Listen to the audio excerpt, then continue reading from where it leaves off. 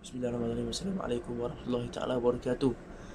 Saya Muhammad Khairul Amin Kabul Zaman, PIB 19078. Daripada ijazah sarjana muda syariah dengan pentadbiran kehakiman, pada hari ini akan menceritakan tentang hibah takaful. Apakah itu hibah? Okey, marilah kita dengar bersama-sama. Okey, berbeza dengan wasiat dan bahagian harta pusaka, ia adalah pemberian hadiah daripada seseorang kepada warisnya tanpa perlu dipertikaikan. Tidak boleh dipertikaikan. Kerana apa?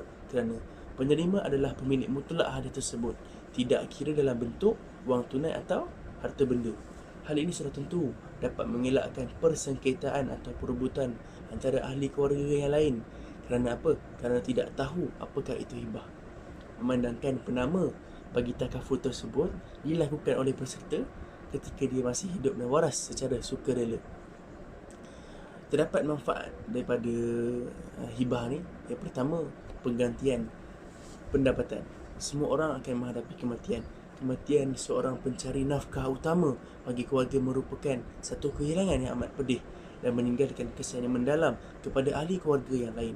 Kehilangan mengejut ini juga mengakibatkan waris kehilangan segala punca pendapatan, sara diri dan nafkah bulanan. Perbelanjaan untuk isteri, anak-anak dan ibu bapa akan terhenti. Isteri yang dahulunya seorang suri rumah tidak tahu apakah itu hibah, mungkin terpaksa mencari kerja, mencari nafkah, memerah keringat untuk menyara keluarga, anak-anak, dan juga perlu berjimat cermat dan mengikat perut demi kelangsungan hidup. Yang kedua, penyelesaian hutang. Apa itu hibah dan bolehkah ia digunakan untuk membayar hutang? Ia boleh. Islam sangat menuntut penyelesaian hutang dalam kehidupan walaupun setelah kematian. Sabda Rasulullah SAW, diampuni semua dosa orang yang mati syahid kecuali hutang.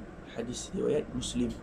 Kalangan alim ulama dan ustaz juga telah berpesan bahawa hutang ialah perkara utama yang perlu diselesaikan oleh waris sejurus selepas kematian. Yang keempat, penerima mutlak dan proses yang mudah.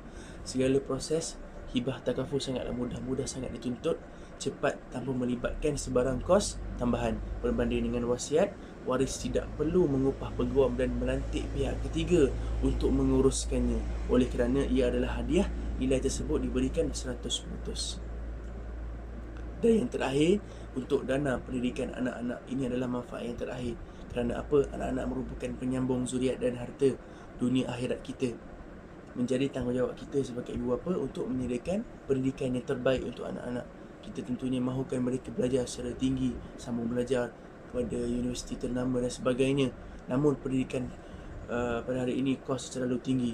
Saban tahun makin meningkat, menyukarkan para ibu bapa untuk menyediakan perbelanjaan yang cukup untuk anak-anak, untuk menanggung kos pendidikan anak-anak. Dengan hibah takaful, insya-Allah mampu menyediakan dana yang cukup untuk anak-anak melanjutkan pelajaran walaupun ketika anda sudah tiada lagi di sisi mereka. Apakah isu-isu yang masih berlaku? Kadang-kadang ada pergaduhan, ada juga masalah untuk kita memulakan hibah takaful ni daripada sekarang. Patutnya kita mula daripada usia muda.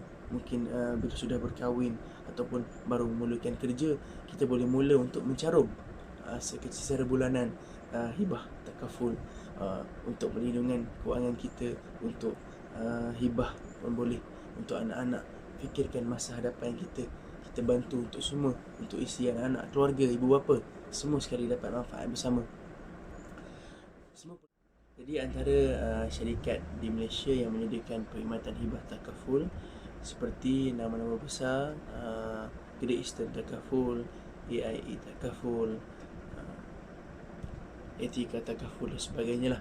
Jadi kita sebagai rakyat Malaysia boleh menggunakan khidmat mereka untuk kita mungkin bertanya atau mengambil khidmat mereka untuk hibah.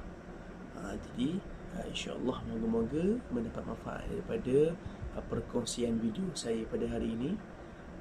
Mohon maaf kekurangan, yang baik itu daripada Allah, yang kurang itu daripada diri saya sendiri. Insya-Allah moga-moga ada rezeki lagi, saya akan kongsikan lagi video-video dan cerita pada masa akan datang. Sekian, Assalamualaikum warahmatullahi taala wabarakatuh.